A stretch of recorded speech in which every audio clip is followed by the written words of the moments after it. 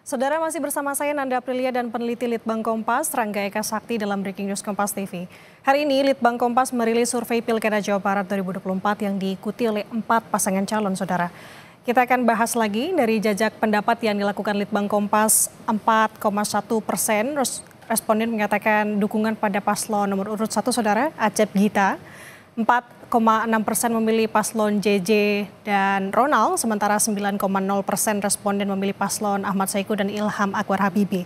Sementara 65,0% responden memilih paslon Deddy Mulyadi dan Erwan Setiawan. Sementara 17,3% responden masih belum menentukan pilihan atau tidak tahu. Nah, survei Litbang Kompas ini menampilkan data elektabilitas paslon Pilkada Jawa Barat berdasarkan alasan pemilih, saudara.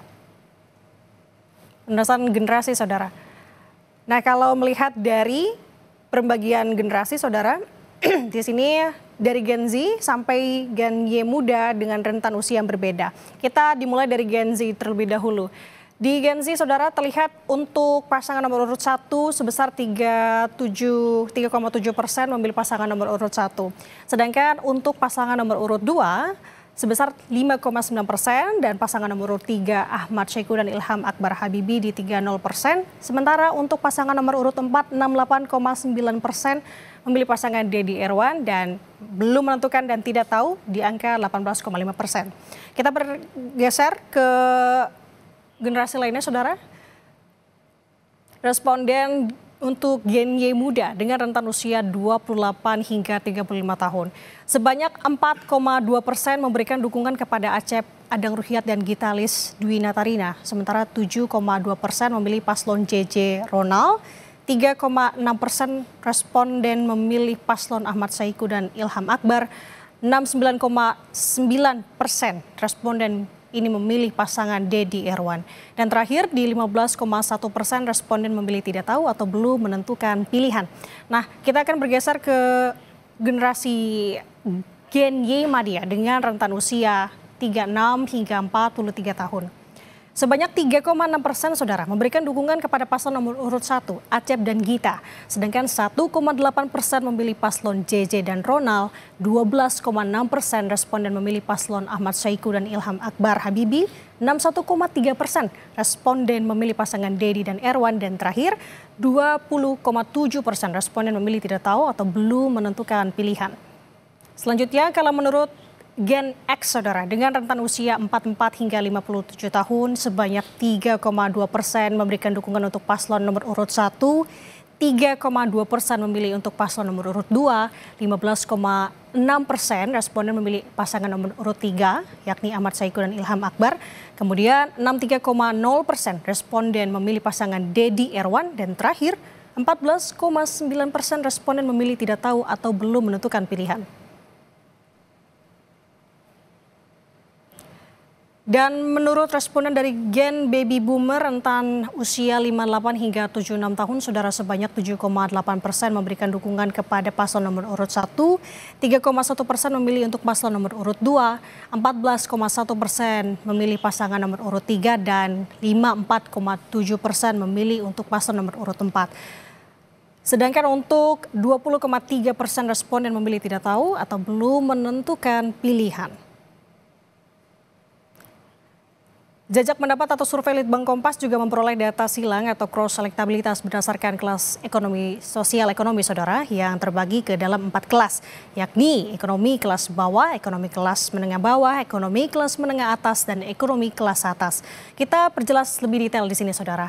Sebanyak 4,9% responden dari kelompok masyarakat kelas ekonomi bawah memilih Acep Gita, 6,2% memilih JJ Ronald, lalu 4,9% memilih Ahmad Ilham, dan 67,5% memilih paslon Deddy Erwan, dan 16,5% responden tidak tahu atau belum menentukan pilihan.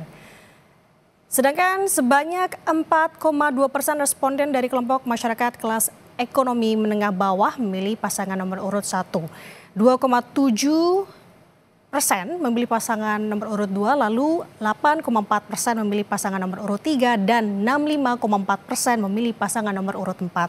19,4%, saudara, responden masih belum tahu atau belum menentukan pilihan. Nah, Sebanyak 3,3% responden dari kelompok masyarakat kelas ekonomi menengah bawah memilih pasangan nomor urut 1, 4,4% memilih pasangan nomor urut 2, lalu 18,9% memilih pasangan nomor urut 3, dan 64,4% memilih paslon nomor urut 4. Dan sebanyak 8,9% responden belum memilih atau belum menentukan pilihan. Sementara untuk ekonomi kelas atas saudara, di sini untuk pasangan nomor urut 1 yakni 2,9, sementara untuk pasangan nomor urut 2 di 8,6%, dan untuk pasangan nomor urut 3 di 20,0%, dan nomor urut 4 42,9%, sementara untuk belum menentukan pilihan atau tidak tahu di sebesar 25,7%. Nah, Mas Rangga, kalau kita melihat dari perolehan hasil survei berdasarkan generasi usia, apa yang sebenarnya ini mendominasi sehingga angka tadi bisa keluar seperti itu? Ya, itu mungkin ada dua kesimpulan yang bisa kita tarik dari situ ya, indikasi lah mungkin ya.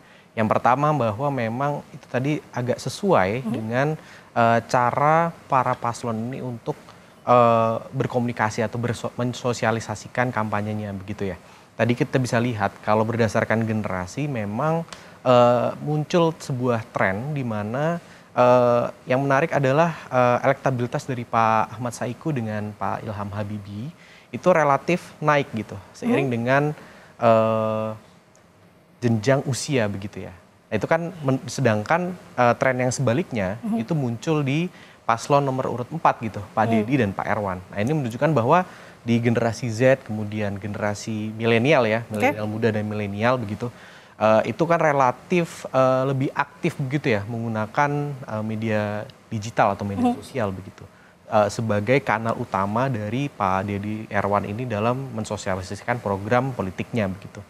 Sedangkan kelompok umur yang lebih senior itu memang mungkin lebih nyaman ketika mendapatkan sosialisasi politik melalui kanal-kanal yang lebih konvensional begitu. Itu terlihat bagaimana relatif naik begitu elektabilitas dari terutama Pak Ahmad Saiku dengan Ilham Habibie. Itu yang pertama. Yang kedua adalah tadi ya, ini sesuai dengan ini juga Mbak, SES tadi ya, sosial ekonomi. Itu juga trennya mirip begitu kan. Untuk kelompok bawah sampai menengah bawah, itu memang relatif lebih dikuasai oleh Deddy Mulyadi, Irawan Setiawan. Namun penguasaan suara dari Ahmad Saiku, Ilham Habibie itu relatif naik begitu. Seiring dengan tingkat ekonomi tadi di menengah atas dan terutama di atas itu suaranya relatif jauh lebih besar dibandingkan dengan kelompok yang menengah bawah dan bawah. Ini sudah sesuai dengan profil pemilih PKS juga. Tadi di segi umur itu kan profil pemilih PKS juga memang relatif lebih dewasa begitu ya dibandingkan dengan profil pemilih partai pengusung Pak Dedi dan Pak Erwan begitu. Sama halnya juga dalam hal sosial ekonomi, profil pemilih PKS di beberapa kontestasi politik sebelumnya itu memang juga relatif mengarah ke kelompok sosial ekonomi yang lebih mapan gitu di menengah atas dan atas. Nah, ini sudah cukup sesuai dengan tadi ya tren yang secara umum tergambar dalam beberapa tahun terakhir. Oke, yang menarik kan sebenarnya untuk generasi, kita ke generasi dulu deh Mas. Generasi kalau melihat dari grafik yang ada, tampaknya untuk paslon nomor urut 4 ini angkanya lebih tinggi dibandingkan ketiga paslon lainnya. Ini sudah hampir dari setiap generasi yang ada, tapi saya ingin bertanya kepada generasi Z di bawah 28 tahun Mas. Bisa angkanya sedemikian rupa, ini karena apa? Apa karena memang pendekatannya, cara kampanye mereka di masyarakat begitu ataupun melalui media sosial atau seperti apa dari hasil penelusuran di lapangan? Ya, hasil tangkapan kita memang terutama di Gen Z dan Gen Y muda ya. Jadi generasi yang masih di bawah umur 36 tahun itu relatif lebih menangkap nuansa-nuansa yang lebih light, yang lebih mudah diakses informasinya melalui media sosial dan lain-lain. Nah, ini memang sasaran yang relatif lebih bisa dikuasai oleh pasangan Deddy Mulyadi, Irawan Setiawan gitu. Kalau kita lihat cara kampanyenya, kemudian sosialisasi politiknya kan relatif lebih ringan begitu ya, dan sehingga itu mudah untuk dikonsumsi oleh kelompok usia tadi. Nah, itu agak berbeda dengan kelompok usia yang lebih matang tadi, yang kalau dilihat tadi itu memang relatif angka undecided-nya yang belum menentukannya itu agak sedikit lebih besar. Nah, ini menandakan bahwa mereka itu benar-benar mencerna informasi dengan lebih serius dan pelan-pelan begitu ya. Nah, ini mungkin yang membuat kenapa tadi suaranya Pak Deddy Erwan itu tinggi sekali ya, hampir 70% di kelompok usia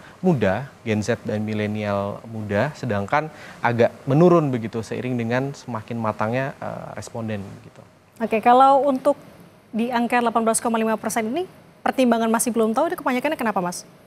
Kalau kita lihat ya memang mungkin ya tadi ya, ini seragam sesuai dengan tangkapan secara umum ya, bahwa biasanya yang belum menentukan pilihan ini mereka agak relatif lebih selektif dalam mencerna informasi begitu ya. Mereka memang masih menunggu proses kampanye nanti selesai, kemudian proses debat nanti seperti apa. Mereka ingin mendapatkan gambaran yang lebih utuh sebelum nanti menentukan pilihannya di hari pemilihan begitu. Artinya debat juga berpengaruh di sini ya Mas, apalagi kemarin baru debat perdana. Ya. Masih melihat begitu ya? Setidaknya dari kelompok responden yang memang mungkin lebih kritis begitu. Oke. Nah, kalau melihat dari angka-angka ini Mas, sebenarnya apa sih yang paling mendominasi sehingga kalau kita melihat di pasangan nomor urut 4 ini angkanya lebih tinggi dibandingkan ketiga pasangan lain? Ini untuk semua generasi rentan usia begitu Mas, Gen Z, Y muda dan segala macamnya. Apa yang paling mendominasi sebenarnya? Tentu faktornya bukan hanya satu ya Mbak. Kalau kita lihat bagaimana kampanye itu berjalan begitu ya. Pertama memang secara modal di atas kertas begitu. Sokongan partai politik di paslon nomor 4 ini kan relatif lebih besar gitu dibandingkan dengan paslon-paslon lain. Ini kan jadi modal bagi paslon nomor 4 ini untuk melakukan sosialisasi kampanye secara lebih masif karena infrastruktur politiknya sudah lebih luas begitu Mbak. Itu yang pertama. Yang kedua dari segi sosoknya juga kalau kita lihat memang dari survei kita sebelumnya ya, sebelum masa pencalonan itu ada, memang nama dari Pak Deddy sendiri itu sudah muncul begitu di survei kita. Nah, ini juga menguatkan asumsi bahwa sebelum masa pencalonan modal sosial atau modal politik dari paslonnya sendiri itu sudah cukup ada begitu. Nah, kemudian kombinasi bagaimana pada akhirnya tadi ya faktor sosok ini punya pengaruh begitu. Kemudian dia sudah punya kanal yang cukup besar begitu di media sosial dan pengaruhnya juga lumayan. Ditambah lagi dengan infrastruktur partai yang sudah lebih matang dan lebih mapan begitu dibandingkan dengan paslon lainnya. Nah, ini faktor-faktor resep inilah yang kemudian membuat elektabilitas dari paslon nomor 4 ini agak sulit gitu untuk dikejar paslon yang lain. Oke, kita bergeser ke untuk kelas ekonomi Mas. Kita akan lihat grafiknya. Ini bagaimana penjelasan di lapangan hingga akhirnya ada keluar muncul angka-angka ini? Ya. Yang kembali lagi untuk pasangan nomor urut 4 ya Mas Rangga tampaknya. Ya, tapi tadi ya kalau misalnya kita lihat berdasarkan ekonomi, itu yang menarik adalah bagaimana terutama di kelompok yang atas ya, itu ada drop yang agak signifikan gitu di elektabilitas paslon nomor 4 begitu ya. Di kelas ekonomi bawah, menengah bawah, kemudian menengah atas, suara atau elektabilitas dari paslon nomor urut 4 ini di atas 64% begitu. Sedangkan di yang kelompok atas ini tidak sampai 43% kan. Nah, ini kan drop yang cukup besar ya, sekitar 20%. Kenapa demikian Mas? Nah, pertama tadi kalau kita lihat memang karakter dari tadi ya pemilih dari PKS itu memang relatif lebih mapan secara ekonomi. Jadi memang porsi pemilih di Jawa Barat dalam konteks ini ya, dalam kelas ekonomi ini, itu sejalan juga dengan tren nasional atau provinsi-provinsi lain gitu. Nah, ini juga bisa di-cross Mbak sebenarnya dengan wilayah atau basis yang dikuasai oleh PKS dalam konteks ini Pak Ahmad Saiku Ilham Habibie begitu. Misalnya kota Depok, kemudian kota Bekasi, daerah Bodebek lah begitu ya, yang relatif secara ekonomi ini punya pendapatan daerah yang lebih besar begitu dibandingkan dengan wilayah-wilayah lain. Nah, ini kan juga tadi ya wilayahnya basisnya PKS dan tentu akhirnya kelompok menengah atas dan atas ini relatif lebih besar begitu mengalir ke pasangan nomor urut 3 ini. Namun kalau kita lihat struktur demografi kita, kelompok bawah dan menengah bawah ini kan yang paling besar Mbak. Sehingga penguasaan di menengah atas dan atas ini pada akhirnya tidak mampu untuk mengerek elektabilitas dari paslon nomor 3 sampai di level yang mungkin diinginkan gitu. Oke, ini menarik ya Mas Rangga untuk kita